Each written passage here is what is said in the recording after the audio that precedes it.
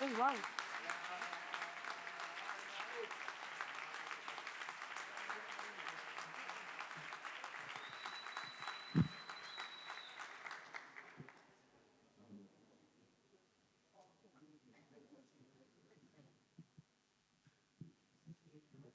Chers amis, bonsoir.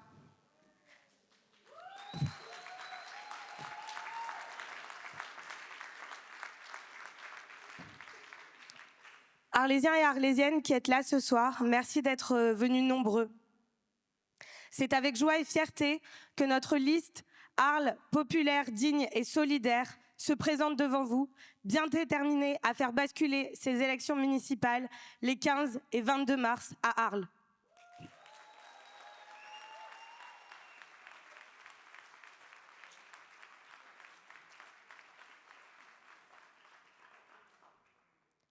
Je suis Tatiana Geoffroy, colistière de Jessie La Régade, et c'est moi qui ce soir vais assurer la présentation des intervenants et des intervenantes. Bravo. Avant toute chose, je vous demande de remercier chaleureusement toutes les personnes qui ont œuvré pour que cette soirée soit possible. Merci de les applaudir bien fort.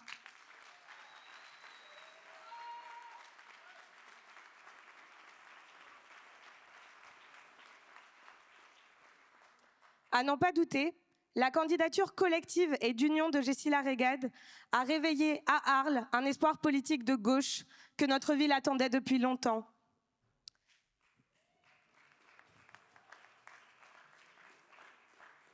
L'énergie et l'enthousiasme qui accompagnent cette campagne sont exceptionnels.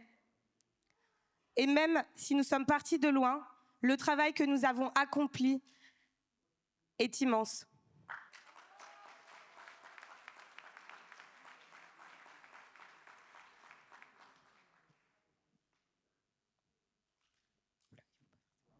Je veux vous partager ce soir ce que j'ai vu ces dernières semaines.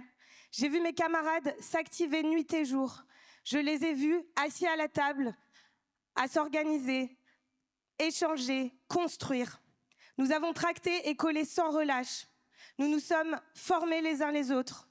Nous avons mis nos cœurs, nos mains et nos cerveaux dans ce qui constitue aujourd'hui l'architecture de notre programme politique. Car toutes et tous, nous voulons nous saisir de cet outil municipal, le transformer et le mettre enfin au service de l'intérêt général.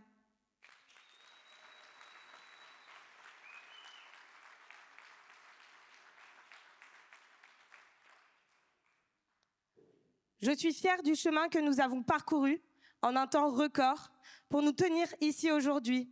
Nous ne sommes pas des hommes et des femmes politiques qui faisons carrière. Mais notre liste est composée d'experts et d'expertes de toutes les questions politiques qui concernent notre commune. Nous sommes prêts à investir chacune de nos délégations municipales. Et à mes côtés se tiennent certains des colistiers qui assureront leur mandat d'adjoint aux côtés de Jessie La Régade.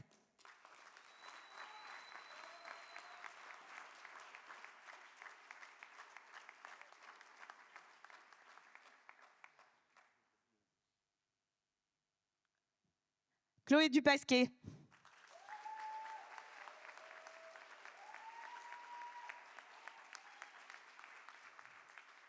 Charles Cachelman.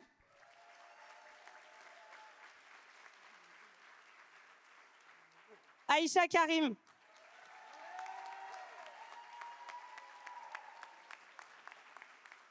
Christophe Chen. Mohamed Bouaziz. Catherine Leguello. Patrick Gianfaldoni. Et messieurs, dames, Virginie Maris.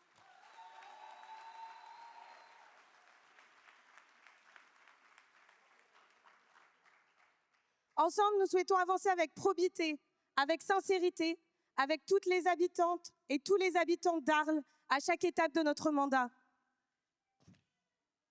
Vous êtes nombreux ce soir et cette démonstration de force, de mobilisation et d'union nous oblige. Elle nous oblige parce que le contexte politique est suffocant. Il l'est ici à Arles, mais il est aussi au niveau national et au niveau international. Il nous oblige aussi Parce que souvent, dans le contexte actuel, on est tenté de se dire « Pourquoi continuer ? Pourquoi se présenter aux élections ? Pourquoi ne pas plutôt faire désertion ?» C'est bien normal. Et pourtant, nous refusons de laisser la résignation nous gagner.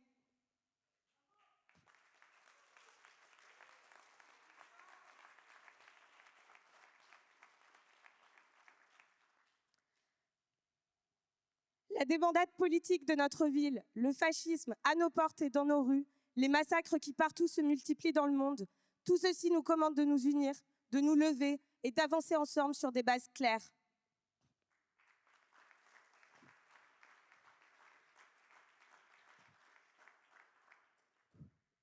Cela commence par chez nous. Nous sommes de celles et ceux qui croyons qu'une autre Arles est possible. Nous sommes de celles et ceux qui croyons que cette ville peut enfin être rendue à ses habitantes et à ses habitants.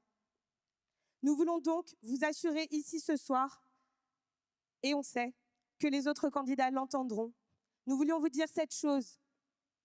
Nous ne sommes pas là pour témoigner, mais pour gagner.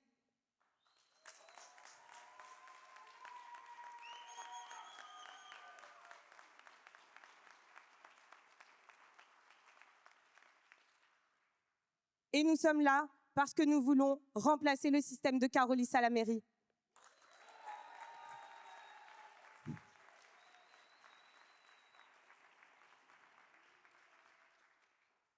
Alors ce soir, nous aurons la joie d'entendre à cette tribune successivement Marine Crouzet, colistière Changeons d'avenir,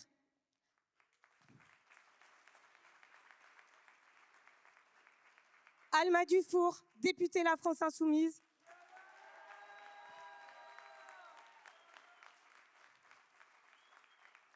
et bien sûr, notre tête de liste aux élections municipales, Jessie Larrégade.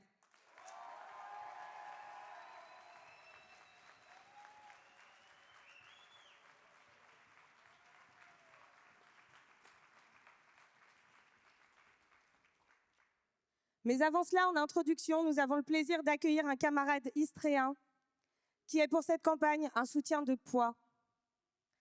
Merci d'accueillir chaleureusement le délégué CGT d'ArcelorMittal à Fos-sur-Mer, Zidane Merabé.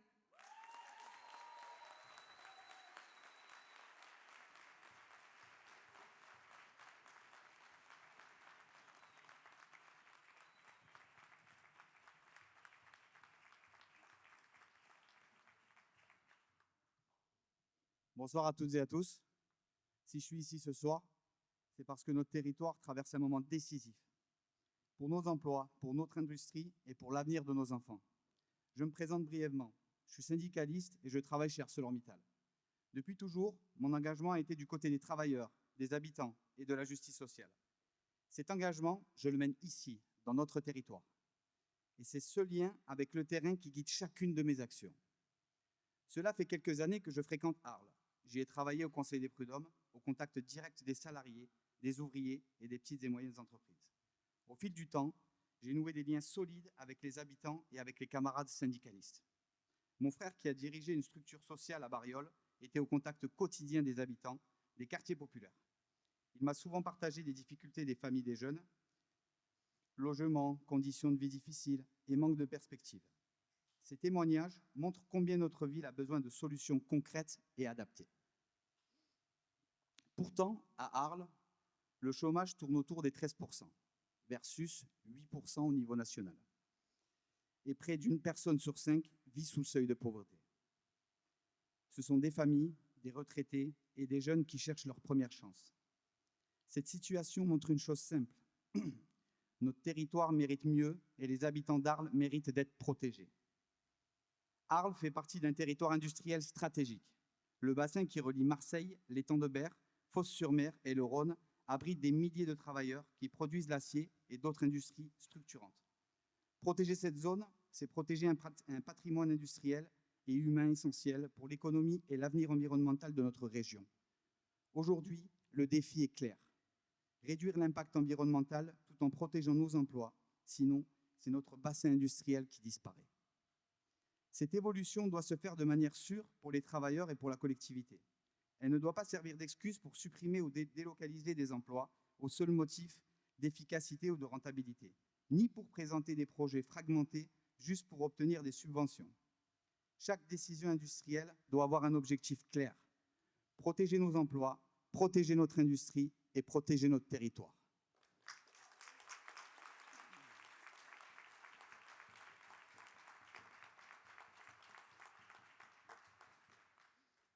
À Fos-sur-Mer, le site d'ArcelorMittal illustre cette urgence. En 2025, 308 postes ont été supprimés et des fonctions support pourraient l'être délocalisées vers l'Inde.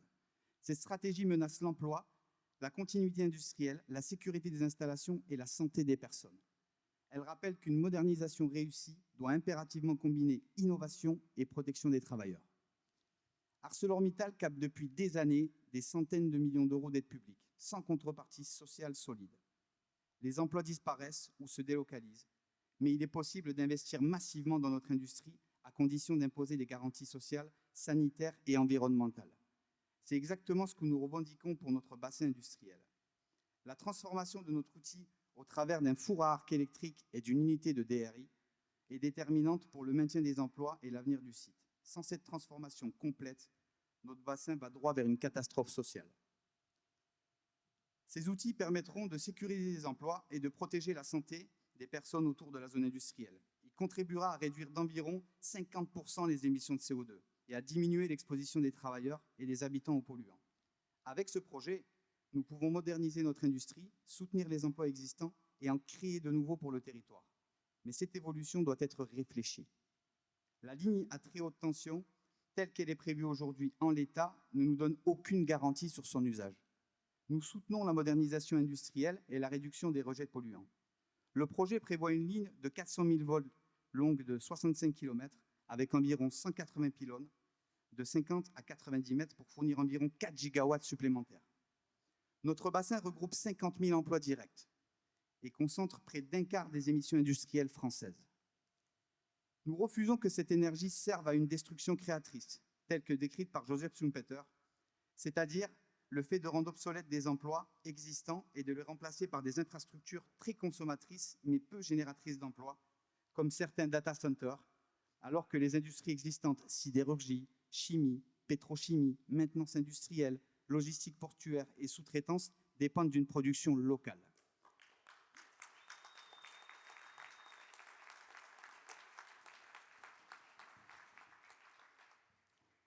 Réussir cette évolution, c'est sécuriser l'industrie, les emplois directs et indirects, mais surtout la santé. Ce n'est pas seulement une question d'argent. Il faut que la politique intervienne pour que les aides publiques servent réellement la collectivité et les habitants. Parce qu'au fond, la vérité est simple. Pas d'écologie sans emploi et pas d'emploi sans industrie. Aujourd'hui, nous sommes pragmatiques. Pas de projet de ligne à haute tension en l'état. Nous proposons un projet alternatif pour réussir cette modernisation, sans catastrophe sociale ni sanitaire, avec des engagements sur l'emploi, la sécurité et la protection des habitants. Cette transformation ne doit pas augmenter les risques pour la santé ni justifier la suppression d'emplois. Elle doit créer des emplois durables, réduire la pollution et protéger les personnes sur le territoire. L'acier, par exemple, pour rester chez ArcelorMittal, est un produit stratégique pour notre économie. C'est pourquoi nous soutenons l'idée de reprendre le contrôle public des sites essentiels en passant par la nationalisation, ce qui permettrait de mener cette transition responsable, de sécuriser les emplois et de garantir un avenir industriel pour notre bassin. Avec le soutien de la France insoumise à l'Assemblée nationale, nous avons obtenu une première victoire concernant la nationalisation d'ArcelorMittal.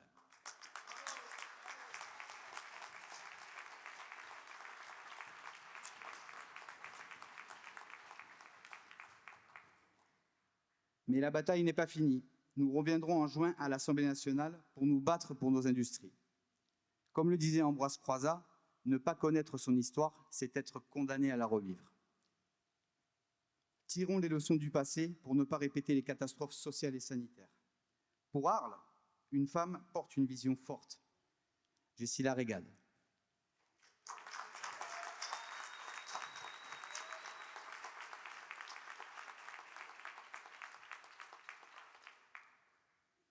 Son projet repose sur 3 termes essentiels: populaire, digne et solidaire. Si elle devient maire, Jessila Régade agira concrètement pour réhabiliter les logements, pour que chaque famille vive dignement, renforcer les services publics et soutenir l'accès aux soins.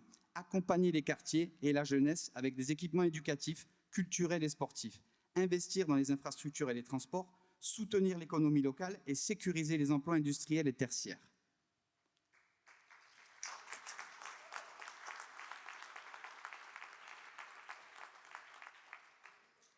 Avec votre engagement et avec l'énergie de Gessila, certains dans l'opposition vont se demander « mais où trouve-t-elle toute cette énergie ?»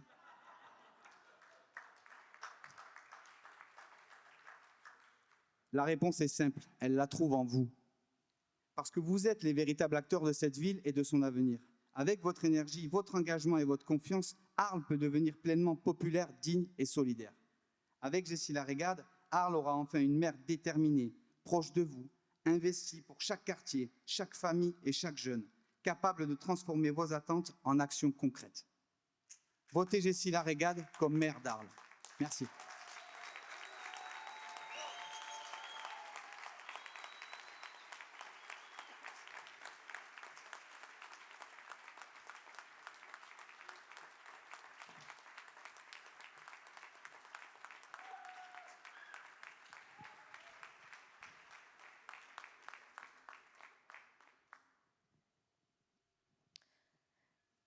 Merci Zidane pour ton soutien.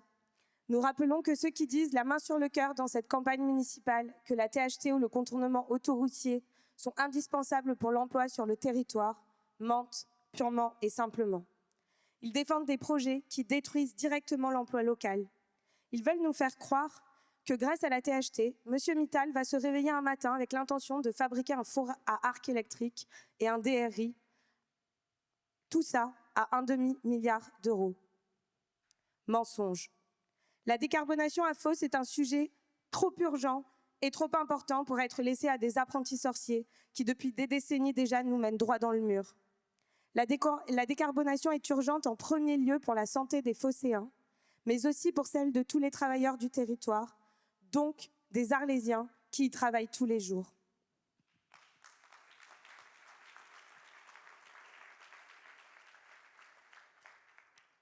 Ce sont les premiers concernés qui doivent avoir la main sur cette décarbonation de leur outil de travail. Et c'est le devoir d'un maire de tout faire pour que la santé de ses administrés ne soit pas sacrifiée. Zidane, sois certain que Gessila Régade, maire d'Arles, se tiendra toujours aux côtés des travailleurs pour une transition écologique de Fos qui défendent à la fois leur emploi et leur santé. Merci encore.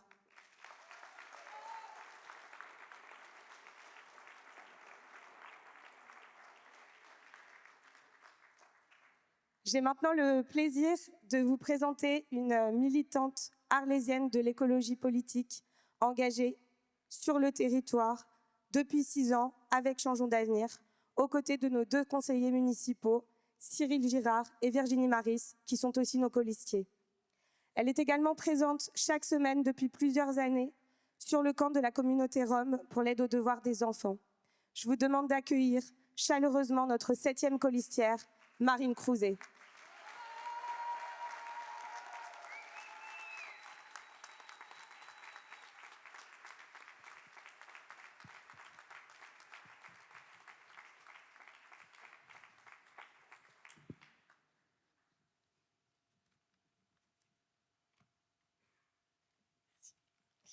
Merci Tatiana, merci Zidane, bonjour, bonsoir à toutes et à tous.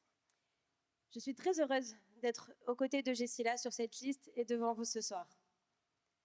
Je n'ai pas grandi à Arles, j'ai grandi à 100 km d'ici, à La Ciotat, sous une mairie communiste jusqu'en 2001. Je suis une enfant des services publics et je n'ai rien oublié de ce qu'une municipalité de gauche signifie pour les habitants d'une ville. Ma vie est désormais à Arles, et je suis parmi vous parce que notre groupe Changeons d'avenir a décidé de s'allier avec la France Insoumise, avec les écologistes, ainsi qu'avec des fondateurs de l'Appel d'Arles et de nombreux collectifs arlésiens avec lesquels nous travaillons depuis des années. Ensemble, nous formons la liste Arles populaire, digne et solidaire, portée par notre tête de liste Gessila Régade.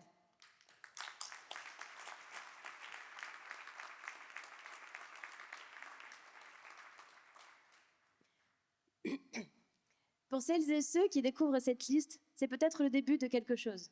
Mais pour la plupart d'entre nous, c'est plutôt l'aboutissement d'un parcours militant, un parcours associatif qui nous a fait nous croiser de nombreuses fois dans des événements de soutien à nos luttes respectives. C'est ainsi que nous nous sommes forgés une vision commune, une vision qui nous lie, une vision de la vie, une vision de la ville. Cette liste a donc quelque chose d'évident. Le travail qu'on mène sur le terrain, les coups de gueule qu'on pousse et les projets dont on rêve, on les partage déjà, entre nous et avec bon nombre d'entre vous. Je n'ai pas eu à l'imaginer, vous êtes venus nous le dire. Aujourd'hui, nous vous proposons d'aller plus loin. Plus loin aujourd'hui, c'est se dire qu'à l'heure où les enfants de Palestine, du Liban, de l'Iran et de tant d'autres pays sont à nouveau sous les bombes, à l'heure où l'extrême droite a pris la confiance au point de nous faire passer nous pour les méchants, à l'heure où De Carolis utilise notre police municipale pour s'attaquer à un joyeux carnaval populaire, à l'heure où l'abstention frôle la moitié des inscrits, nous décidons de miser sur notre pouvoir de citoyens et de citoyennes.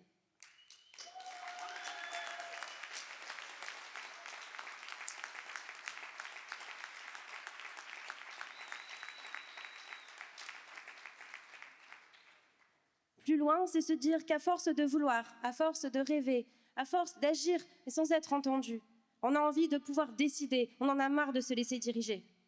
Plus loin aujourd'hui, c'est faire le pari que nos idées, si longtemps partagées et réfléchies, dans nos actions militantes et associatives ou dans l'opposition municipale, ces idées puissent être mises en application réelle et devenir maintenant un programme politique, une vision municipale, un projet pour notre ville, un avenir pour nous tous et toutes.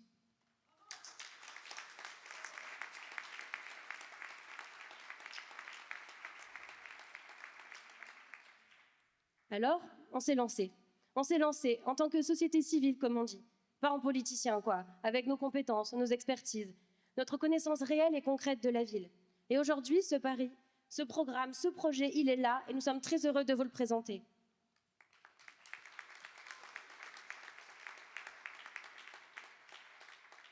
On s'est lancé surtout avec une méthode, le collectif. Notre liste sera plurielle, c'était évident dès sa création. Nos décisions et notre visibilité aussi. Je suis là ce soir, ainsi que Jessila, Tatiana, Alma, mais hier, au porte-à-porte, à Trinquetail, et samedi au marché ou à Bigot, et encore demain à Bariol, à Griffeuil, jeudi à Mastibert, ce sont d'autres camarades qui représentent et représenteront notre liste et porteront notre parole, votre parole. D'autres, on l'a dit, ont travaillé sur le programme nuit et jour, sur nos réseaux sociaux ou encore pour tracter dans vos boîtes aux lettres. Tous et toutes ont fait un travail considérable et au nom de la direction collégiale de cette campagne, je veux leur dire merci.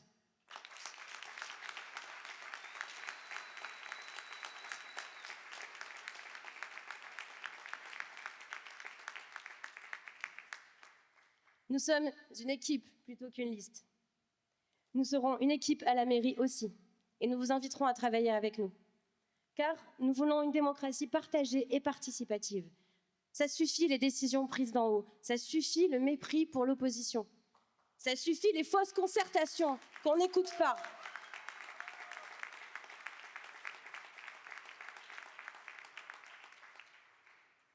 Ça suffit les fausses concertations qu'on n'écoute pas. Tiens, en parlant de concertation, suite à l'enquête publique sur le projet de contournement autoroutier, les commissaires enquêteurs ont rendu un avis défavorable, hyper défavorable même, avec des critiques.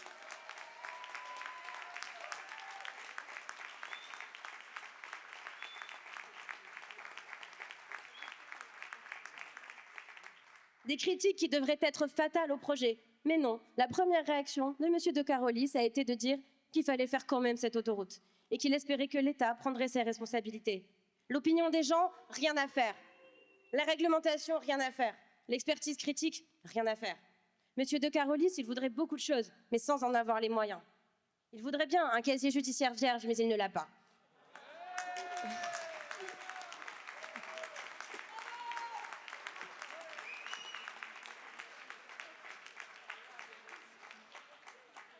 Il voudrait bien une équipe intègre et compétente autour de lui, mais il ne l'a pas.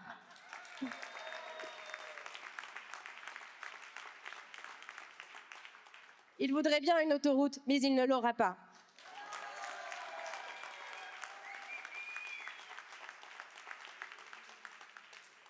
Il voudrait bien rester maire d'Arles, mais dans 15 jours, il ne le sera plus.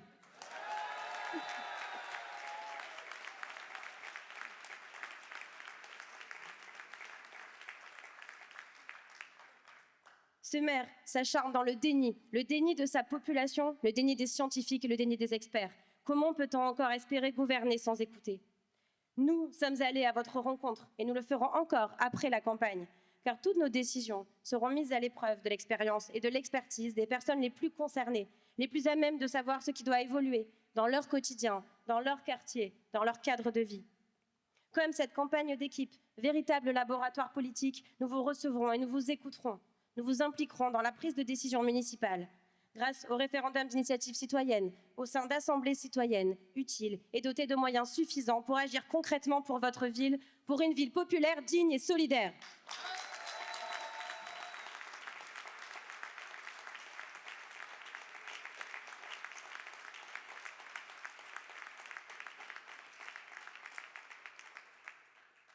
Populaire, parce qu'en démocratie, le peuple a le pouvoir en théorie, mais dans la pratique, il n'a aucun moyen de l'exercer.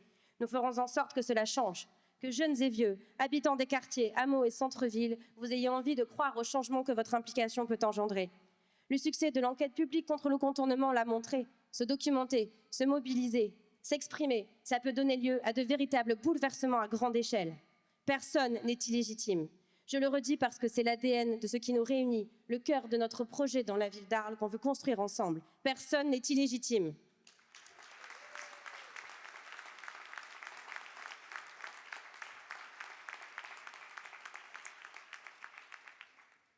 Digne, parce que le respect est la première chose qui permet de s'entendre et qu'une commune qui ne prend pas soin de ses habitants et habitantes, ce n'est pas normal. Des logements insalubres, des transports insuffisants, des écoles où il fait 7 degrés l'hiver, des médecins saturés. Ici comme ailleurs, c'est inacceptable.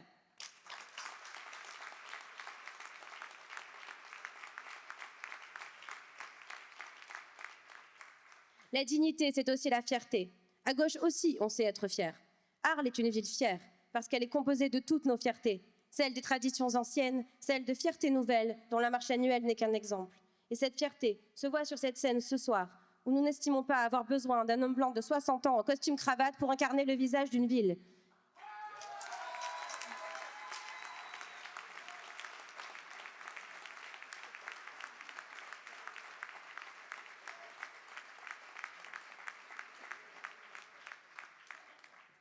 Hier, on a parlé de droits des femmes, et nous sommes de celles qui luttent contre le patriarcat. Et nous ne nous contenterons pas de promesses ou de jolies photos de groupe. Nous sommes là, sur les affiches, en tête de liste, et ce soir sur cette scène, Tatiana Geoffroy, moi, Alma Dufour et Jessie Larrégade.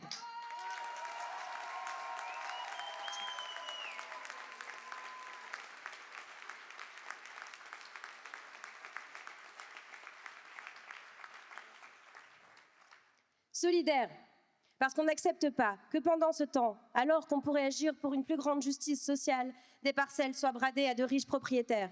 On n'accepte pas que 3 500 logements soient destinés à des locations de courte durée. On n'accepte pas que le centre-ville ne nous appartienne plus. Comment se fait-il que nos propres collègues, nos commerçants, nos agents, vos agents, les actifs de votre ville ne puissent plus se loger décemment dans la ville où ils travaillent?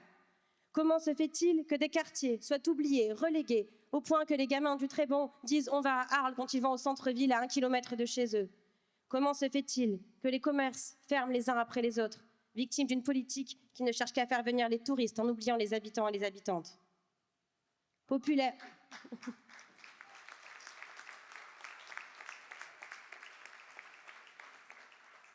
Populaire, digne et solidaire, parce que nous sommes dans un état d'urgence, une urgence sociale, écologique et climatique sans précédent.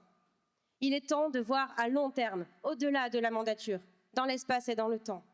Parce qu'on ne vit pas à Arles pour 6 ans seulement, parce qu'on ne vit pas à Arles sans regarder au-delà de la Camargue, au-delà du Rhône, au-delà de la 113, de la Méditerranée et de l'Europe.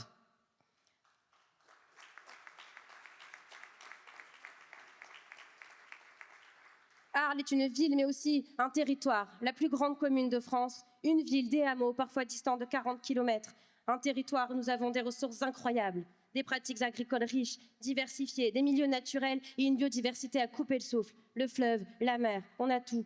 Mais c'est un territoire menacé par les bouleversements à venir. Toute décision politique, tout sujet ne peut en faire abstraction. Ce territoire, d'ici 25 ans, 25, pas 200, Quand nos enfants seront adultes, ce territoire sera devenu le territoire le plus aride de France. D'ici 25 ans, ce territoire sera confronté à une montée des eaux, à des canicules encore inimaginables, à 230 jours de sécheresse par an, à un climat hostile à l'agriculture, à la vie animale, à la vie humaine telle que nous la connaissons. Tous les enjeux de la transition écologique sont présents dans notre ville, sur notre territoire. Ce territoire pourrait être le territoire exemplaire de cette bifurcation. Nous avons tous les atouts pour mettre en œuvre une transition qui serve d'exemple. Nous avons toutes les ressources pour relever ce défi.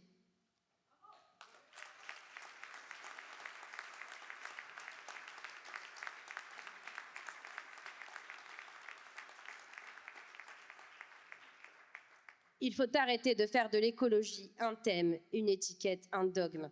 L'écologie politique, c'est une voie avec laquelle tous les mots peuvent être dits. L'écologie politique, c'est une manière de traverser tous les sujets, à l'échelle de la commune aussi. Mobilité, logement, culture, économie, pour en faire un projet municipal, global, unique et cohérent. Tous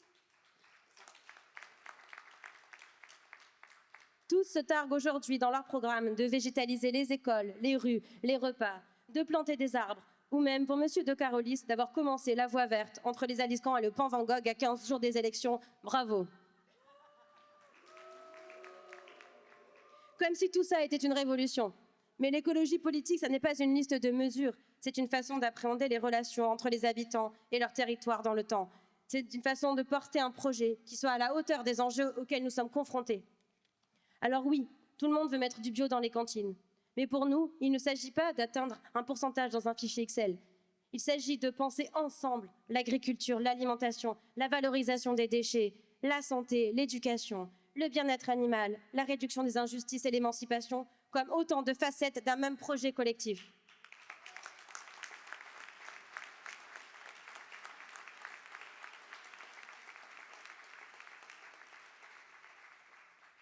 Ça nous fait sourire de voir nos concurrents reprendre le programme de Changeons d'avenir en 2020 pour verdir le leur en 2026. Mais si nos idées leur plaisent tant, ils n'avaient qu'à les mettre en œuvre pendant les 6 années qu'ils ont passées au pouvoir. Sauf qu'en fait, c'est pas si facile de faire de l'écologie sans les écologistes. Alors bien essayé, mais ça n'est pas suffisant. Désolée, mais nous avons toujours une longueur d'avance. Et ce programme, c'est aujourd'hui celui de notre liste Arles populaire digne et solidaire.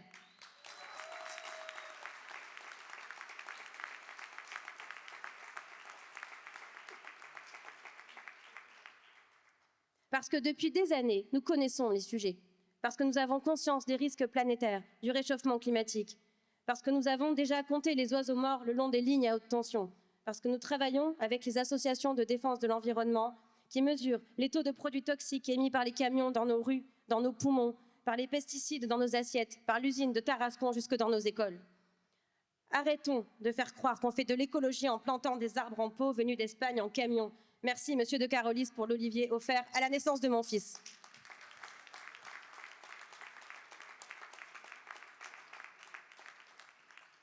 Arrêtons de faire croire que l'écologie serait un luxe pour les riches. C'est tout le contraire.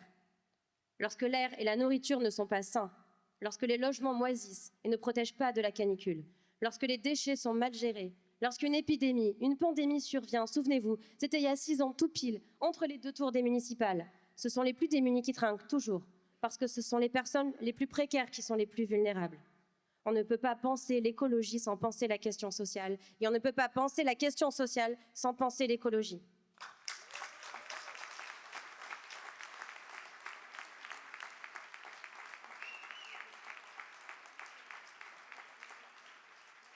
C'est pour toutes ces raisons que je suis engagée sur cette liste. Pour plus de démocratie locale, pour plus de justice sociale, pour une véritable bifurcation écologique, tout de suite, pas un jour peut-être. Pour améliorer la vie de tous et toutes, concrètement, rapidement, radicalement, pour permettre à mon fils, à nos enfants, de vivre dans cette ville et sur ce territoire, pour changer d'avenir. Merci.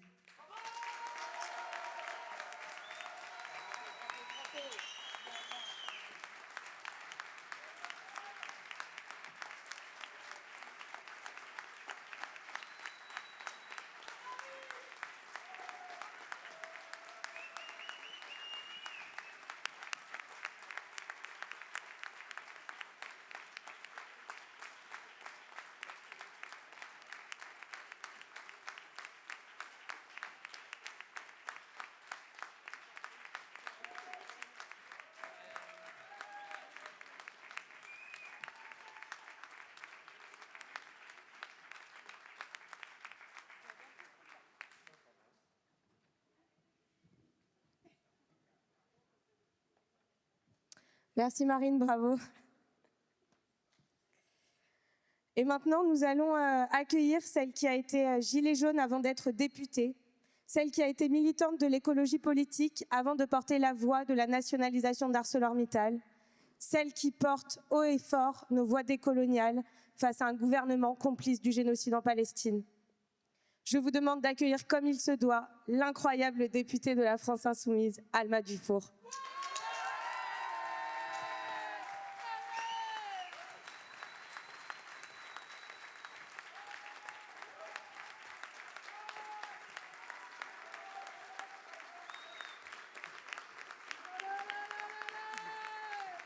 Tu vas mieux.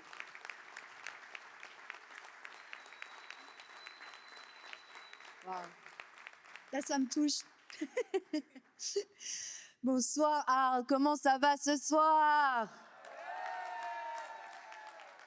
Je suis extrêmement contente d'être là ce soir. Je sens une énergie dingue. Je vous prédis déjà évidemment d'être au deuxième tour. Ça, je pense que ça fait même pas débat, mais je pense que vous pouvez vraiment gagner cette ville. Je suis très contente, comme tu l'as dit, Marine. L'écologie et la justice sociale ont toujours été pour moi les deux faces de la même pièce. Et c'est vrai que je me sens vraiment bien dans les endroits où la pièce est réunie. Nous sommes ensemble aujourd'hui et toutes les listes que j'ai vues qui ont réussi à faire l'union entre la France insoumise et les écologistes sont des listes qui sont vraiment porteuses d'une énergie et d'un espoir qui fait chaud au cœur. Donc merci à tous et tous d'avoir construit cette union, d'avoir construit ce programme, de vous battre pour ces valeurs, de vous battre pour ce projet commun et cette vision commune. Ça me fait extrêmement chaud au cœur. Mes camarades,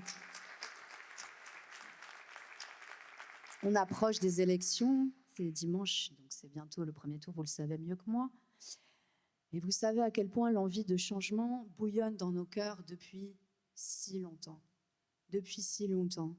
Par exemple, pour notre doyenne ici présente dans la salle, je pense à Sarah Chaise et Fira, que j'ai eu l'honneur de rencontrer. Dont la famille a été victime de la déportation. Elle attend le changement depuis 1936, Sarah. Sa date de naissance, elle me l'a confié tout à l'heure. Il y a tellement de gens qui attendent le changement et moi, depuis maintenant plus de 15 ans, je l'attends avec impatience. Je me souviens de mes compagnons militants pour le climat, je me souviens des actions qu'on a menées contre les grandes multinationales, contre les banques qui faisaient de l'évasion fiscale au lieu de financer l'adaptation au changement climatique. Je me souviens de mes camarades gilets jaunes, je me souviens des tirs de flashball qui ont crevé les yeux de certains de mes amis, qui ont crevé les yeux d'inconnus aussi, qui ont crevé les yeux de notre innocence à tous et toutes, en tout cas ceux et celles qui, comme moi, ne savaient pas ou avaient oublié que derrière la démocratie libérale cadenassée du quotidien se cache toujours la violence des puissants qui refusent de perdre leurs privilèges quand le peuple réclame ses droits. Je me souviens des marches pour Adama, des marches pour Cédric, des marches pour Steve, évidemment de la marche pour Naël à Nanterre et des révoltes qui ont suivi, des marches et des révoltes pour toutes les victimes de violences policières. Je me souviens de nos cris de douleur face à une justice qui reste aveugle quand la police est borgne. Je me souviens de nos cris de douleur quand nous avons compris qu'en France, il y avait des vies qui valent moins que d'autres et que la vie du jeune Naël, parce qu'il était arabe, valait 1 million pour celui qui l'a prise, pour le policier qui a commis un meurtre, et qu'un homme qui aujourd'hui se porte candidat au municipal d'Évreux où j'étais hier, a osé faire une cagnotte, je parle bien de Jean Messia, qui a inauguré le financement d'un meurtre, 1 million pour ces criminels. Je me souviens de l'embrasement qui ne peut s'éteindre que par la justice, qui ne peut s'éteindre que par la réparation, et qui ne peut s'éteindre que par une demande de pardon sincère de la part des élites et des institutions.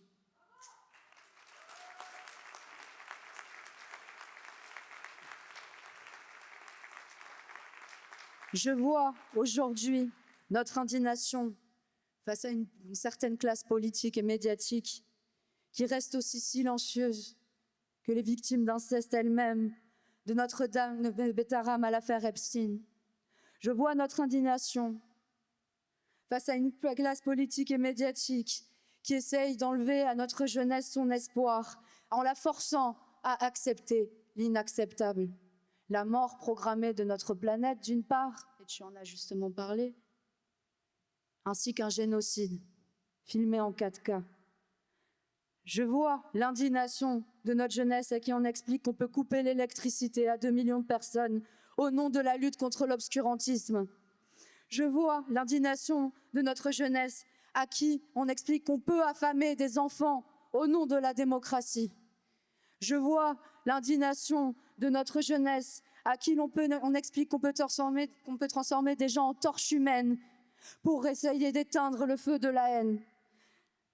Depuis que je milite et que je suis élue, je vois la colère des Français qui gonfle comme un fleuve en crue. Je le vois dans toute la France et dans ma circonscription, bien sûr. Et ils ont raison, les Français, d'être en colère. Je vois le peuple français qui, dans sa grande majorité, dit « j'ai mal à ma France ». Je vois le peuple français qui, dans sa grande majorité, dit « pas en mon nom ». Oui, ils ont raison d'être en colère. Au-delà du fait qu'on nous force à regarder chaque jour la devise de notre pays être souillée par les gens qui sont censés la défendre, les Français et les Françaises ne vivent plus de leur travail. Les Français et les Françaises sont pauvres. Oui, ils sont pauvres quand le prix de l'électricité a augmenté de 65% en 5 ans, quand le prix du logement a augmenté 10 fois plus que les salaires en 20 ans, quand les produits frais ont pris plus de 30%, quand le salaire moyen en France est 1 000 € par mois moins cher que celui en Belgique. Le soi-disant modèle social trop généreux pour enfants gâtés dont on nous parle à la télé matin, midi et soir. Avec l'inflation, c'est devenu de la charité, c'est devenu un couvre-feu social, un couvre-feu pour éviter l'explosion. Et si on écoute aujourd'hui des éditorialistes qui sont payés 10 000 € par mois pour jouer les places-plats pour des milliardaires, qui vous disent que nous sommes des privilégiés, qui vous disent que les Français sont des privilégiés, que 30% des gens qui sont à découvert le 14 du mois sont des privilégiés. Mais mes frères, mes sœurs, ils méritent qu'on leur rappelle pourquoi en France on fête le 14 juillet.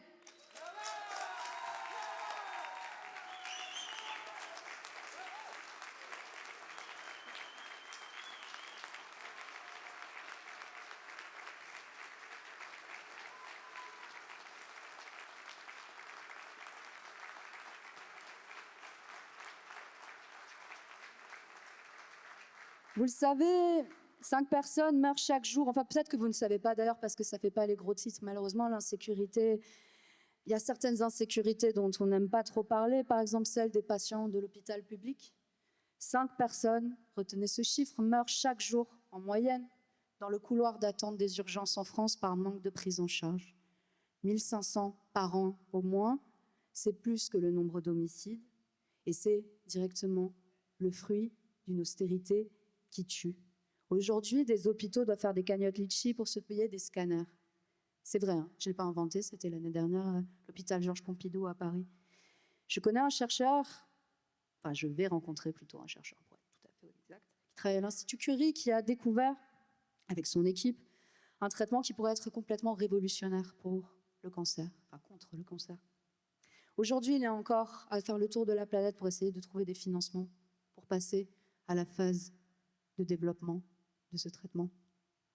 Ils ont retiré 19 millions à la recherche contre les cancers pédiatriques l'année dernière, dans le budget qu'une partie de la classe politique a laissé passer. Je vous le dis avec émotion parce que ça n'aurait pas pu sauver mon petit frère de 4 ans qui est décédé cet été, mais ça pourrait en sauver bien d'autres et je ne souhaite à personne de connaître un drame de cette sorte. Et c'est ça qu'ils retirent aujourd'hui aux familles de France. Ils ont retiré 4 milliards à l'hôpital cette année et 20 à 75 € par mois pour chaque famille qui ont plus de 2 enfants, en décalant la majoration des allocations familiales de 14 ans à 18 ans, c'est-à-dire à la majorité de l'enfant.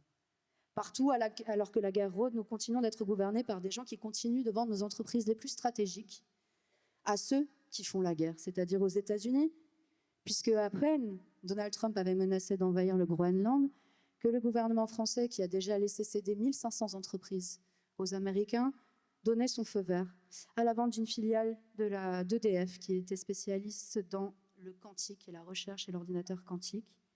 Il continue de se mettre à genoux devant les gens qui veulent mettre le monde à 100. Et ils veulent maintenant, et ils ont l'audace de vouloir faire de nos enfants de la chair à canon.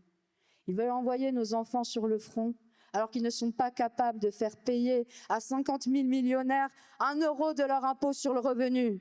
Parce que oui, c'est ce qu'on vient d'apprendre, après des mois de débats sur la taxe Zuckman, où la droite, ou l'extrême droite, où tous les éditorialistes en cœur nous disaient « Mais la France insoumise fait du Zola, comme d'habitude, elle vous ment, elle dit que les millionnaires, que les milliardaires ne payent pas d'impôts en France, c'est faux, la taxe Zuckman, c'est vraiment venir pourchasser des gens qui font déjà leur juste part pour notre patrie. » Eh bien, nous apprenons aujourd'hui qu'ils ne sont pas 13 000 comme on l'a cru il y a 10 jours, 13 000 millionnaires à ne payer 0 euro d'impôt sur le revenu, mais 50 000.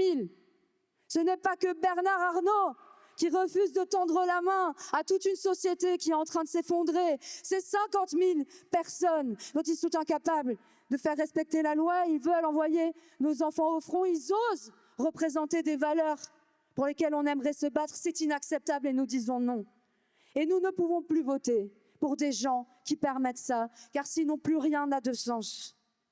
Oui, je sens le besoin de changement grandir chaque minute un peu plus dans le cœur de mes concitoyens, chaque minute. Et à mesure que cette envie de changement fait rage, les médias détenus par 9 milliardaires, essaient de détruire l'espoir et l'alternative qui pourrait réellement amener ce changement. Toutes les armes sont bonnes, vous le voyez.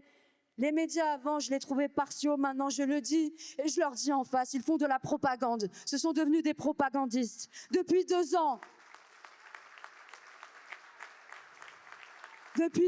nous sommes des antisémites pour avoir dénoncé le plus grand massacre d'enfants du XXIe siècle. Mais maintenant que nous dénonçons une minute de silence réalisée pour un néo-nazi, nous serions des anti-républicains. Comprenez ce qui se passe, comprenez que rien ne nous est épargné. La France insoumise est le parti le moins condamné de France. Et pourtant, tous les jours, nous avons droit à une polémique et je viens d'apprendre qu'il y a des agences qui sont littéralement payées pour lancer des fausses accusations sur les réseaux sociaux contre mon collègue Sébastien Delogu, qu'il essaye de faire accuser pour viol, contre mon collègue François Pigmal, et que ces réseaux, même si on ne sait pas encore qui les a commandités, travaillent aussi pour les réseaux du gouvernement de M. Netanyahou. Voilà ce qui se passe dans notre pays. Voilà, j'implore tous les gens qui sont des sympathisants, qui se tiennent loin de la politique, de comprendre que ces méthodes-là ne sont pas nouvelles, de comprendre que depuis que la démocratie s'est imposée comme le régime dominant dans notre société, évidemment que les élites essayent de manipuler l'opinion des gens. Ça a toujours existé. Des armes de destruction massive en Irak pour justifier la guerre, au fait qu'on ait accusé les communistes juste avant l'arrivée des nazis au pouvoir d'avoir brûlé le Parlement allemand. Ça a toujours existé. Et aujourd'hui, il est devoir des Françaises et des Françaises qui veulent vraiment que les choses changent, de voir au travers de cette réalité. Que vaut le vote si avant chaque élection, alors que vous avez depuis tant de temps, tant de jours, espéré un changement, que vaut le vote si quelques semaines avant, on essaye de vous escroquer votre consentement, en vous mentant, en vous manipulant, en vous faisant peur? Merci. D'autant plus, mes chers amis, que la municipale, c'est quand même un comble, est une élection qui se joue à la proportionnelle. Bon, il faut dépasser 10%, certes, mais ce qui veut dire que toute notion de vote utile qu'on nous rabâche, de Paris à Marseille, en passant par Toulouse, en passant par les petites villes, en passant par Arles, j'imagine, toutes les notions de vote utile au premier tour sont caduques.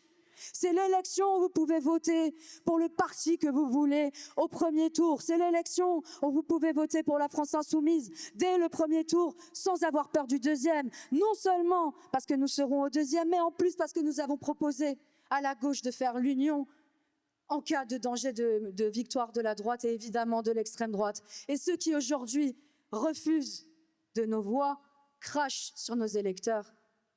C'est le Parti socialiste au niveau national. J'espère que ce ne sera pas le cas à Arles. Je le dis ici sincèrement. Je l'espère de tout mon cœur pour les Arlésiens et les Arlésiennes.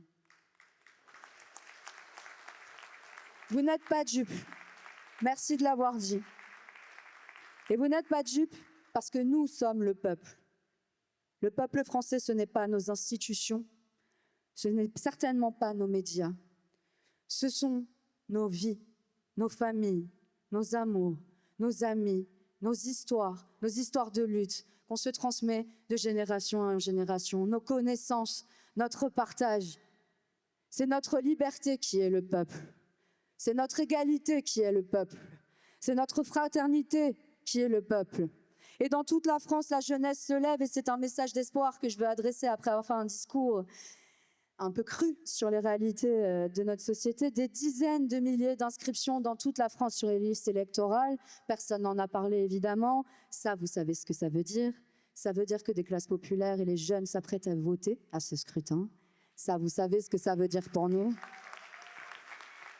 Et mon immense fierté, c'est que un sondage dit, bon c'est les sondages après on verra bien, mais que les 2/3 des jeunes de 18 à 30 ans ont l'intention d'aller voter à ces municipales. Mais rendez-vous compte du séisme que c'est dans notre pays, alors qu'il y a encore 5 ans, moins d'un jeune sur 2, 30% à peine, votait aux législatives. C'est un raz-de-marée et vous savez ce que ça veut dire. Que la victoire, elle est à portée de main. Que la jeunesse de ce pays, en 2024, elle s'est levée et elle nous a sauvés de l'extrême droite. Mais bien que maintenant, elle est prête à prendre le pouvoir. Je veux dire aux travailleurs d'ArcelorMittal, à Zidane, je veux dire aux personnes racisées, notamment aux jeunes, aux enfants de la République, je veux dire à Sarah, je veux dire à tous les gens qui se sont battus, qui se sont sentis seuls par moments, que nous ne sommes plus seuls, que nous sommes des millions. Nous ne sommes plus seuls, nous sommes des millions. Alors le 15 et le 22 mars, aux urnes, citoyens!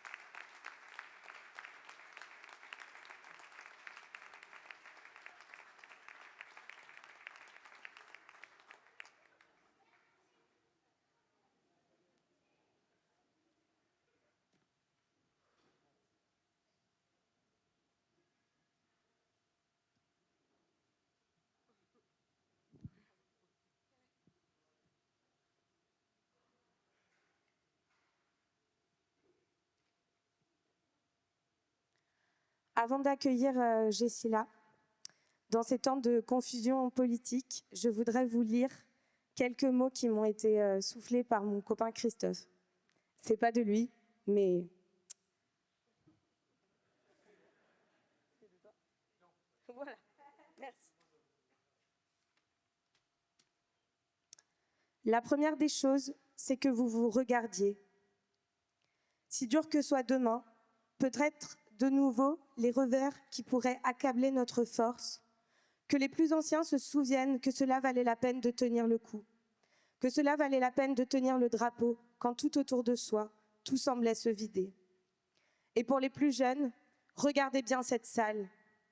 Souvenez-vous-en toujours, si un jour vous vous retrouvez moins nombreux ou plus seuls ou à un poste avancé, vous saurez toujours que cette force existe. Si noire que soit la nuit, la lumière jamais ne s'éteint.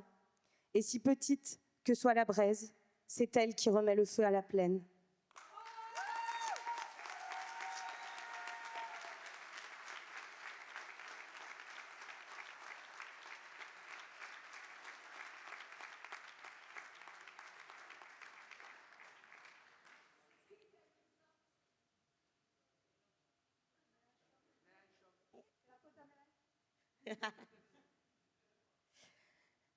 Accueillez maintenant bien fort notre candidate pour la liste d'Union Arles Populaire, Digne et Solidaire, Jessila Regad.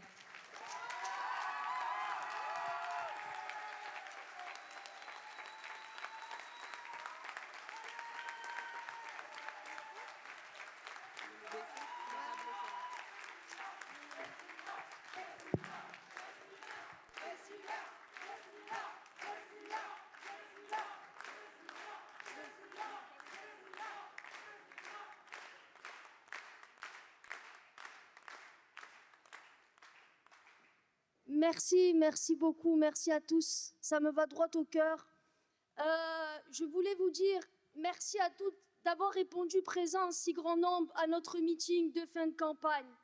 Quelle joie pour nous d'être rassemblés ce soir autour des valeurs humanistes qui nous animent. La dignité de l'être, celle de pouvoir vivre décemment, de se loger et de mener une existence conforme à ses aspirations. La solidarité, sans quoi rien n'est possible, celle qui permet à une société de faire sens et aux personnes de faire lien. Une ville populaire qui dit à chacun qu'il a sa place ici et son mot à dire chaque fois qu'il est concerné. Je m'appelle Jessila Régade et je suis candidate à la mairie d'Arles et je représente un collectif d'union de la gauche, de Changeons d'avenir aux écologistes, de collectifs associatifs et militants à la France insoumise.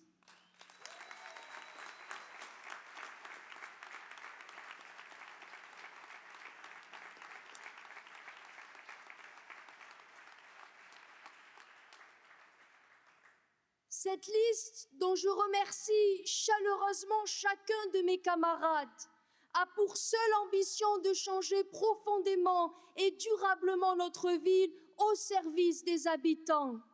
Oui, la responsabilité d'une femme, la responsabilité d'un homme, quel qu'il soit, qui aspire à administrer sa ville, c'est de servir l'intérêt général en fixant son horizon sur notre devise républicaine, liberté, égalité, fraternité.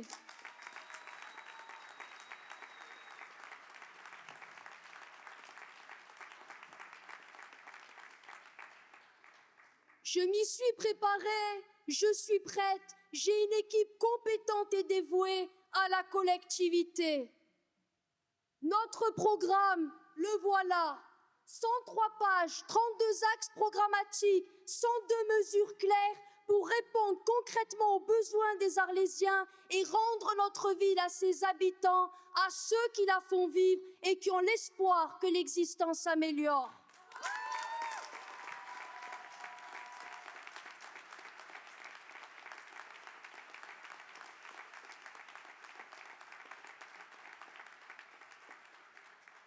Nous l'avons fait, nous avons peu dormi, nous avons dépensé beaucoup d'énergie, mais nous sommes fiers de ce que nous avons produit.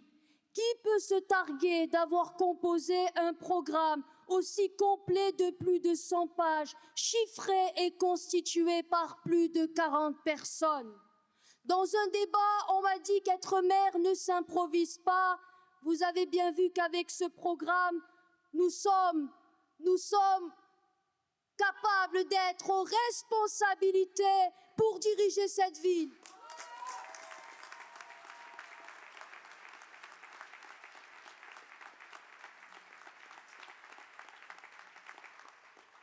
Ce programme que nous partageons avec l'ensemble des Arlésiens est un antidote à la résignation. Alors saisissez-vous-en, lisez-le, partagez-le, parlez-en autour de vous, faites-le connaître.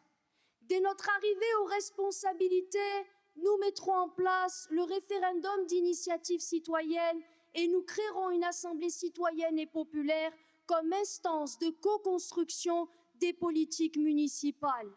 Nous abolirons les privilèges et la corruption en commençant par la signature de la charte anticorps. Nous rendrons publiques les déclarations de patrimoine et les indemnités des élus.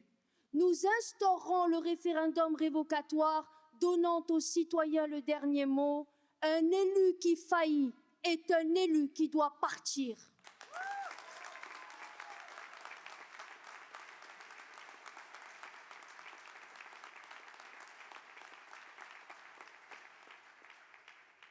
C'est aussi la consécration du droit d'intervention citoyenne aux conseils municipaux. Monsieur de Carolis, l'homme qui voulait remettre la maison Arles en ordre et qui a semé le chaos, a aujourd'hui Arles au cœur. Il est venu en 2020 dire qu'il voulait mettre fin au système Scavetti et il a mis en place le système de Carolis. Une mairie au service d'intérêts personnels où l'on renvoie l'ascenseur à des soutiens comme par exemple M. Mison, directeur de cabinet, qui est nommé médiateur de la ville dès 2020, délibération que M. Jalabert a également votée. Nous voulons mettre fin à l'histoire clientéliste de notre ville, souvent sectaire, où les conflits d'intérêts sont légion et les protections nombreuses. Le changement passera par une révolution dans les pratiques et dans la manière de gérer notre ville. Nous le disons à M. de Carolis de la manière la plus solennelle, il va falloir partir. Il ne suffira pas.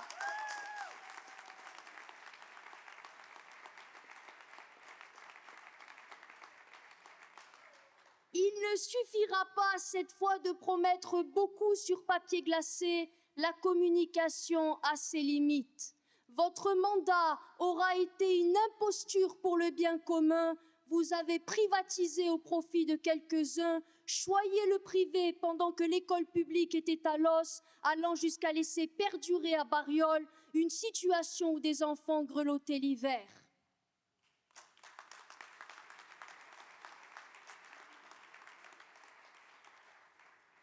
Nous voulons une école publique, égalitaire, émancipatrice et protectrice pour nos enfants. Nous investirons 24 millions d'euros sur les 6 ans du mandat pour rénover nos écoles, en commençant par les plus délabrées.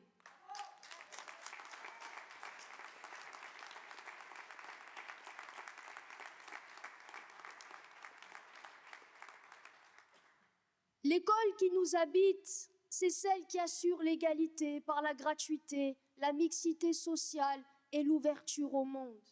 Il nous faudra soutenir les équipes éducatives en améliorant les conditions de travail et de vie au sein des établissements.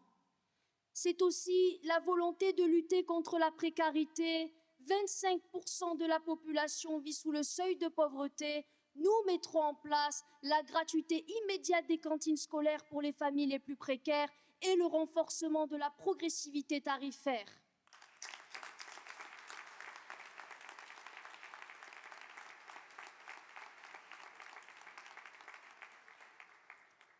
La tranquillité publique est l'affaire de tous. La sécurité passe par la justice sociale. Cela signifie également promouvoir une sécurité qui protège l'intégrité des personnes et des biens face aux agresseurs, mais c'est aussi favoriser une sécurité liée à la situation sociale. Comme l'a rappelé Marine Crouzet tout à l'heure, nous n'accepterons jamais, et nous le dénonçons avec force, que la police municipale soit instrumentalisée à des fins politiques et notamment en période électorale.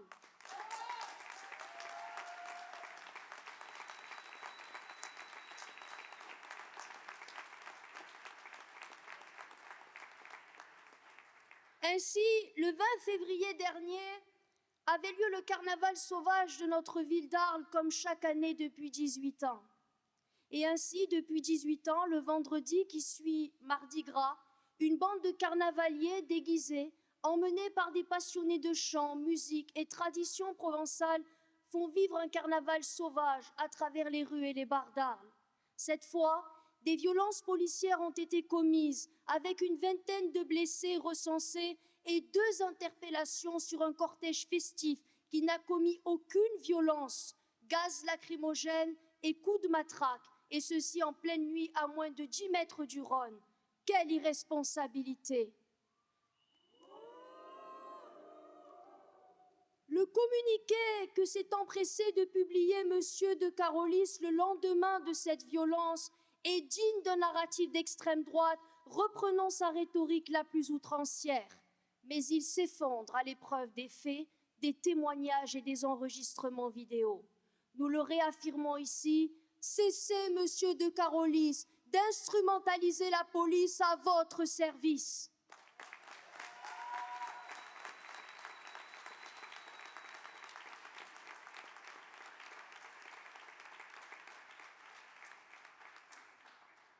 La police municipale doit être au service de la population et en aucun cas un outil de répression politique au service d'un maire qui s'enferme dans une dérive autoritaire.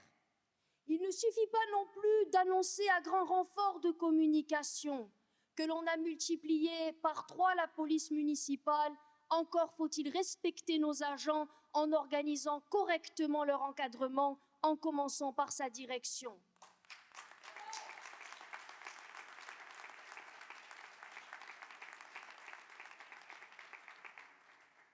Nous refusons la vision purement répressive de la sécurité axée sur une politique du chiffre et souhaitons lui opposer une vision sociale. C'est la création de maisons de services publics sur tout le territoire et notamment nos hameaux, la nomination d'un référent violence à l'échelle de la commune, le recrutement de 10 agents spécialisés, éducateurs et personnels de santé et le redéploiement de certains de nos agents de police municipale dans des équipes pluridisciplinaires.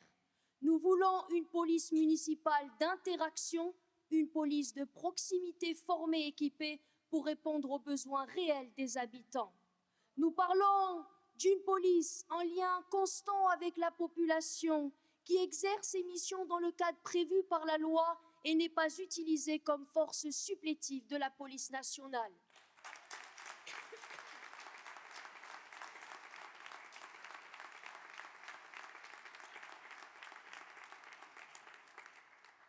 Si la police a le monopole de la violence légitime, encore faut-il que cette légitimité soit acceptée.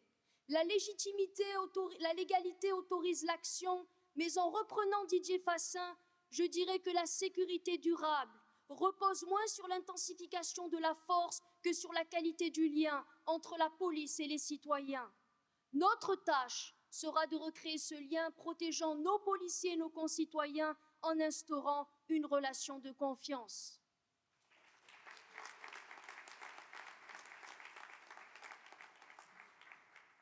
Vous l'avez compris, De Carolis doit partir.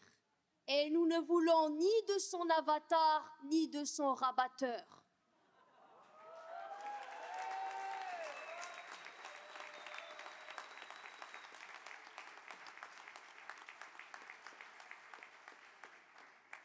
Que pouvions-nous espérer de M. Jalabert, une même politique macroniste qui a failli partout? Que pouvons-nous espérer d'un homme politique qui se découvre une ambition à 3 mois de l'élection tout en se défaussant malhabilement d'un bilan dont il est comptable et dont il devrait rendre compte?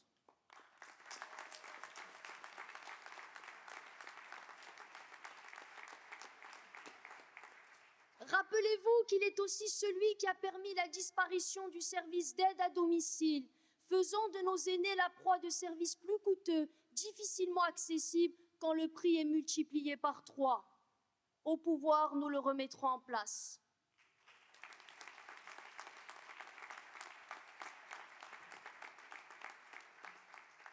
Comme l'a dit tout à l'heure Alma, nous les connaissons, les libéraux. Ils sont interchangeables. Ils veulent tout privatiser, ils achètent les moyens du service public, ils maltraitent les agents et déplorent ensuite les effets des causes qu'ils ont minutieusement fabriqués. Ils montent les usagers contre les agents et affirment qu'il faut privatiser pour améliorer le service. Les recettes sont toujours les mêmes, le prix augmente, la qualité diminue et nos impôts continuent de financer les infrastructures aux services privés. Notre programme porte en lui le communalisme, soit la défense du service public et partout où il sera nécessaire, nous remettrons du service public.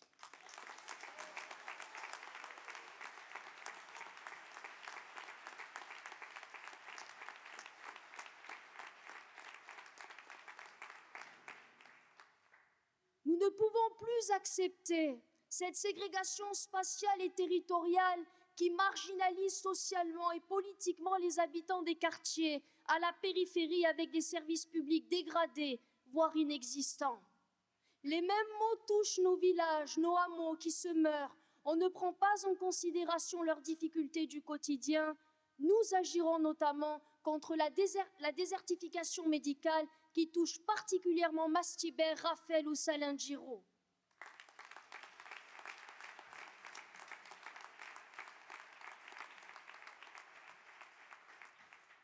Pour cela, nous mettrons en place sans attendre un bus santé et un bus France Service.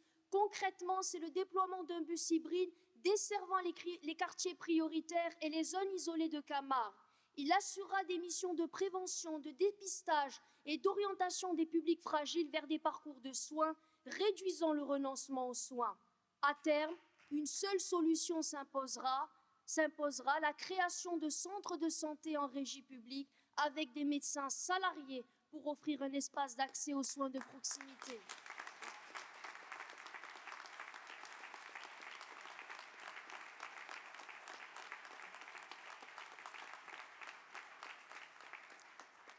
Et nous le rappelons avec force, le service public, c'est le lien social, c'est le patrimoine de ceux qui ont peu ou qui n'ont rien. Et il n'y a pas de service public sans agents du service public respectés dans leur mission et dans leur statut. Ignorés hier, méprisés aujourd'hui, nous en avons rencontré beaucoup ces dernières semaines. Nous connaissons aujourd'hui un peu plus leurs difficultés. Nous leur réaffirmons notre soutien plein et entier. Demain, aux responsabilités, nous mettrons à l'agenda une longue concertation qui aura lieu en présence de l'ensemble de leurs représentants. Ils seront écoutés, respectés dans leur statut et nous redéfinirons ensemble les missions de service public au service des biens communs.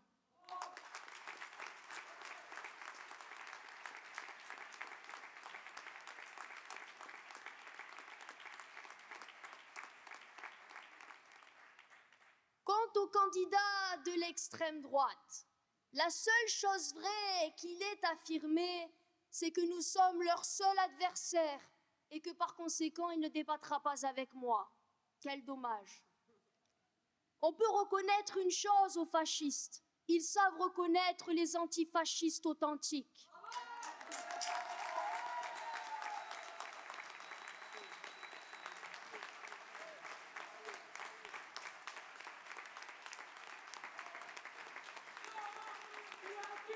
Ici, siamo tutti fascisti. Siamo tutti fascisti. Siamo tutti fascisti. Wow, c'est beau. Wow. Wow. Wow. Qu'est-ce que c'est beau.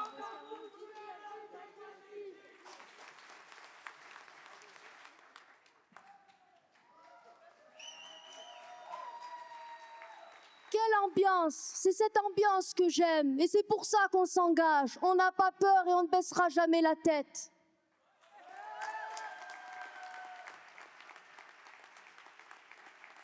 Et d'ailleurs, je voulais dire à l'extrême droite, notre cœur à nous, monsieur, est indemne de ces passions tristes qui vous animent, de ces passions tristes qui altèrent nos relations à nos semblables et corrompent les cœurs.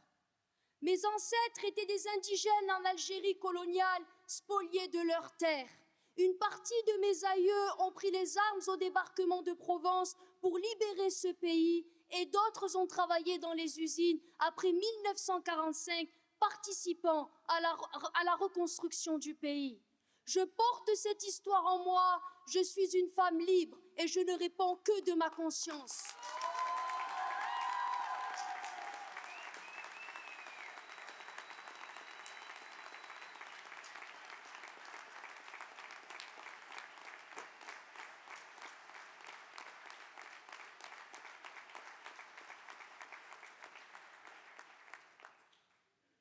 En cette séquence de fascisation de nos institutions et inversement de toutes les valeurs, notamment quand des néo-nazis défilent dans nos rues sous protection policière, aux cris de bougnoul et de salut nazi, il est temps de faire front et de faire France.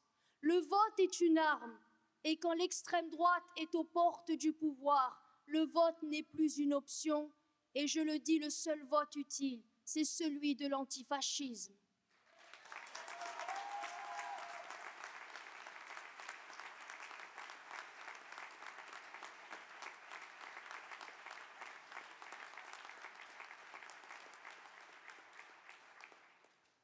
Avec mes camarades, on se tiendra toujours de ce côté-ci de la barricade. Nous ne voulons pas de cette gauche qui attaque les antifascistes pour complaire à ceux qu'ils sont censés combattre.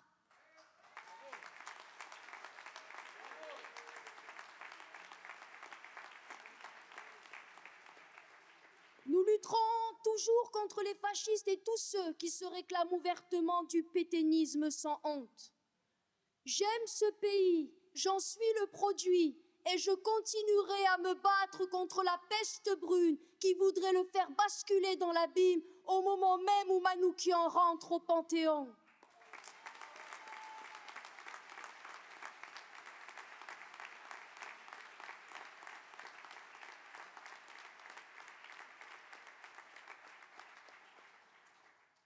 Voilà pourquoi nous disons que nous ne voulons pas d'une alternance sans alternative. Le peuple ne veut plus de la gauche qui renonce trop souvent et qui trahit lorsqu'elle goûte aux joies du capital. Quel signal politique est envoyé lorsque le premier adjoint de la mandature Scavetti, M. Chauvin, se retrouve désigné futur adjoint à l'économie de M. De Carolis? Quand les individus sont interchangeables, c'est que les politiques sont compatibles. Disons-le clairement, notre programme est incompatible avec les petits arrangements politiciens, incompatible avec les renvois d'ascenseurs, incompatible avec les renoncements. Le seul vote utile est celui de notre liste Arles populaire, digne et solidaire.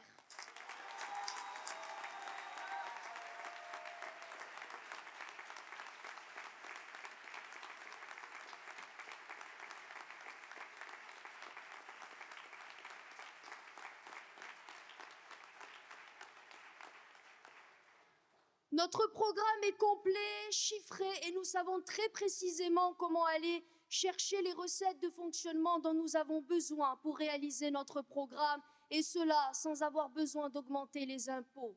Le budget municipal est une science obscure et complexe qui fait l'objet d'une méconnaissance généralisée, mais lorsqu'on comprend finement sa fabrication, on a sous les yeux la preuve que la fatalité politique n'existe pas.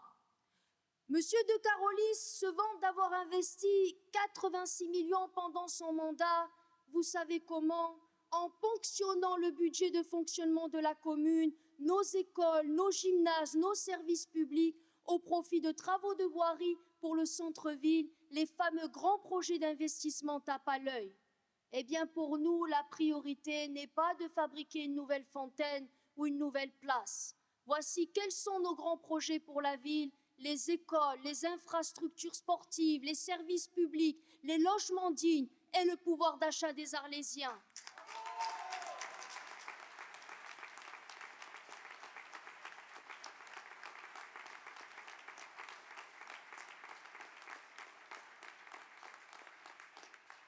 Nous engagerons la bifurcation écologique avec l'adaptation des bâtiments et la lutte contre l'étalement urbain. Nous garantirons un droit à l'eau avec la gratuité des premiers mètres cubes d'eau et organiserons un référendum sur la fin de la délégation de services publics en 2028 et le retour en régie publique.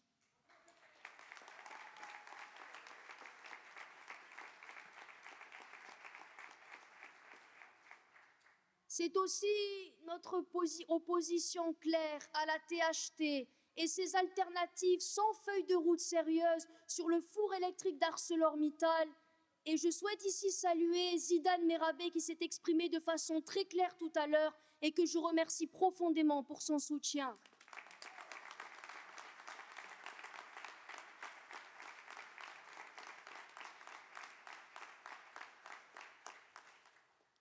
Nous défendons ensemble l'emploi industriel à Fos, un plan sérieux de décarbonation indispensable et la préservation de notre patrimoine naturel d'exception, qui est aussi la garantie de nos emplois agricoles non délocalisables. Nous en avons assez du chantage à l'emploi, des mêmes qui défendent des projets de zones commerciales et data centers destructeurs d'emplois directs pour les Arlésiens.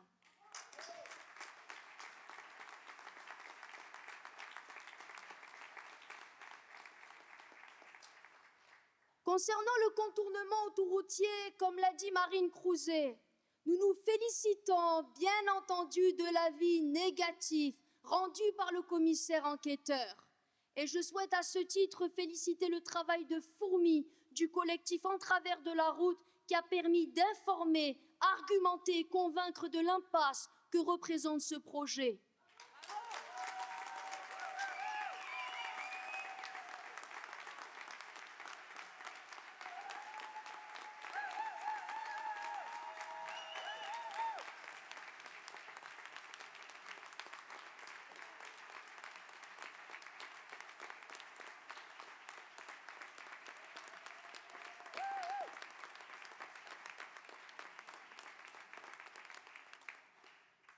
Nous avons présenté nos alternatives claires et chiffrées à la presse et utiliserons tous les moyens juridiques à notre disposition pour empêcher l'État de passer en force.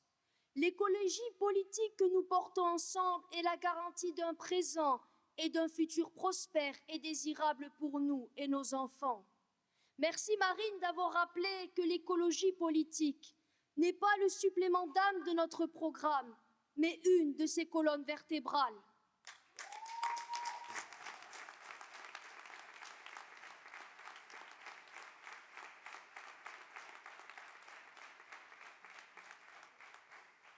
Notre programme, c'est aussi la lutte contre le logement indigne, la spéculation immobilière et la gentrification. C'est la défense du petit commerce et la lutte contre la pauvreté et la précarité. Je ne pourrai pas ici vous énumérer l'ensemble des mesures, notamment celles qui concernent la jeunesse, la culture, le sport, les associations, les personnes handies, le soutien aux victimes de violences et spécifiquement les femmes, le combat contre le racisme et toutes les formes de discrimination. D'ailleurs, je tiens à le dire, moi, maire de la ville, la municipalité se constituera partie civile pour accompagner les victimes de racisme, de sexisme ou de LGBT-phobie.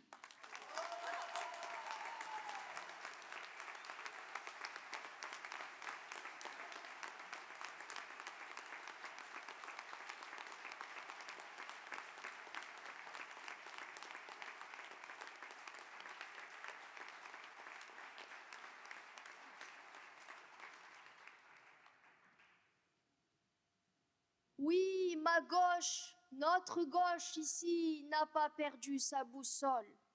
Notre liste est celle de l'antiracisme politique, celle de la défense des opprimés, pas des assignations identitaires. Notre liste défend fièrement la laïcité, pas son dévoiement islamophobe.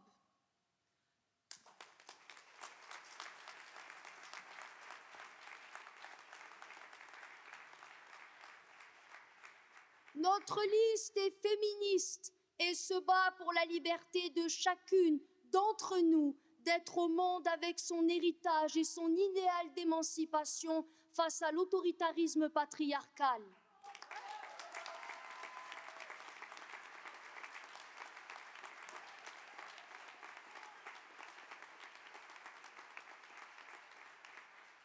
Notre liste est tout cela et nous ne transigerons jamais avec ces valeurs. Nous allons continuer à nous battre pour une société plus juste, parce que la politique ne se fera pas à nos dépens et parce que trop souvent, elle s'est faite au détriment du plus grand nombre. Arles mérite mieux. C'est ma ville, j'y suis née, j'y ai grandi. Mes attaches sont ici, ma famille sur plus de 3 générations. Voici notre programme. Il vous reste 6 jours à peine avant le premier tour ce dimanche 15 mars. On a besoin de toutes vos forces pour nous faire gagner dimanche. Faisons d'Arles une ville populaire, digne et solidaire.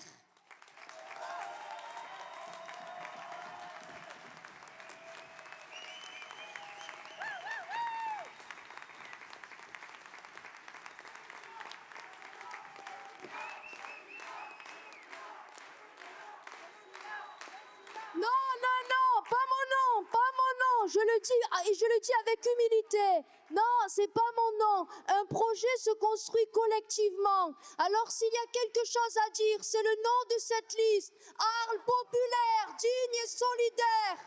Populaire, digne et solidaire.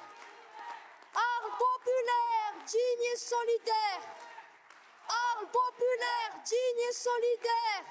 Arles populaire, digne et solidaire.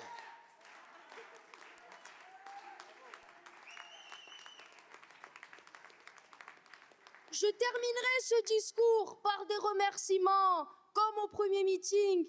Et je voulais dire à mes camarades, à ceux ici présents, à ceux qui ne sont pas sur la liste mais qui ont contribué, à ceux avec lesquels je milite, l'immense fierté qui est la mienne de mener les luttes avec vous. Cette campagne a été un enrichissement, à la fois intellectuel mais humain. Nous avons appris les uns des autres et le projet que nous portons ne s'arrêtera pas le 15 et 22 mars. Nous continuerons après les municipalités à nous battre ensemble.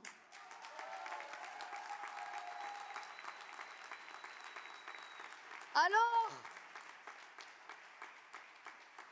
camarades et amis, je pense à vous tous, ceux que j'ai rencontrés pendant l'appel d'Arles, ceux avec qui nous avons milité contre le génocide à Gaza.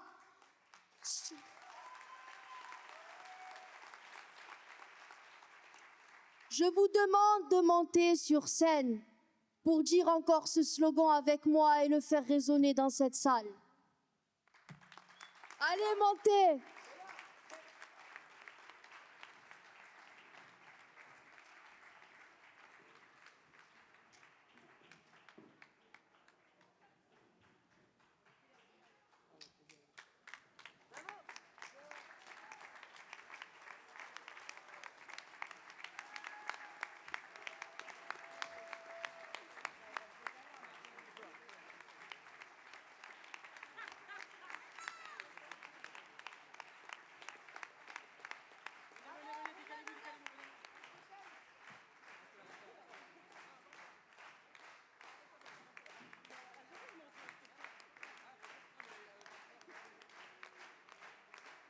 Montez, montez.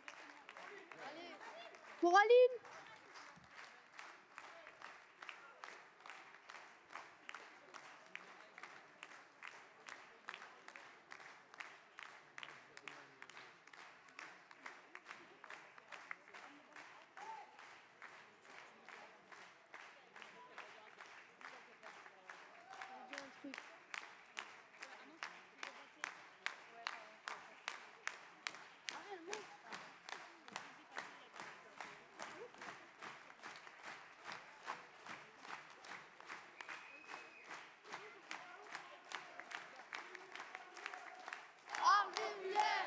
Digne et solidaire, art populaire, digne et solidaire, art populaire, digne et solidaire, art populaire, digne et solidaire, art populaire, digne et solidaire, art populaire, digne et solidaire, art populaire, digne et solidaire, art populaire, digne et solidaire, art populaire, digne et solidaire.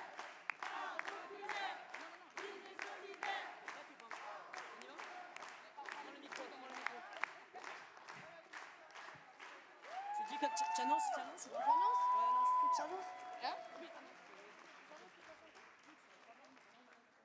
Et il y a une petite surprise. Une camarade qui n'est pas sur la liste, mais qui n'a eu de cesse d'œuvrer dans cette campagne, qui a pris des photos, fait des porte-à-porte. Et j'ai d'ailleurs été accusée de communautariste parce que j'allais faire des porte-à-porte avec une femme voilée. Je tiens à le dire, ma liste est ouverte à toutes les femmes, d'où qu'elles viennent, qui qu'elles soient.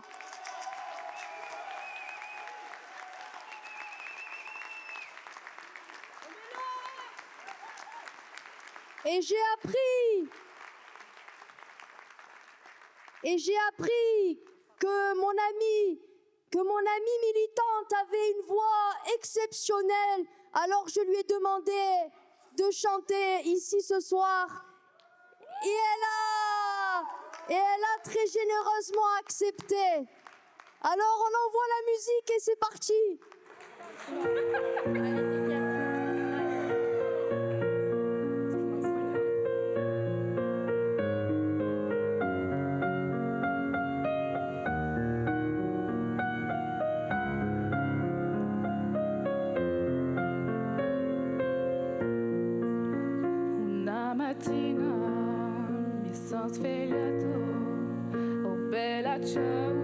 Ciao, bella, ciao, ciao, ciao, una mattina mi sono svegliato e ho trovato l'invasor.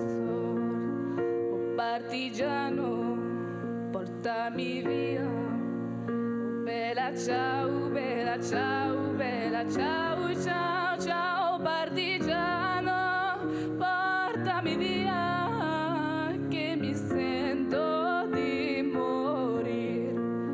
Oh partigiano, portami via, che mi sento di morire. E se io muoio da partigiano, oh bella ciao.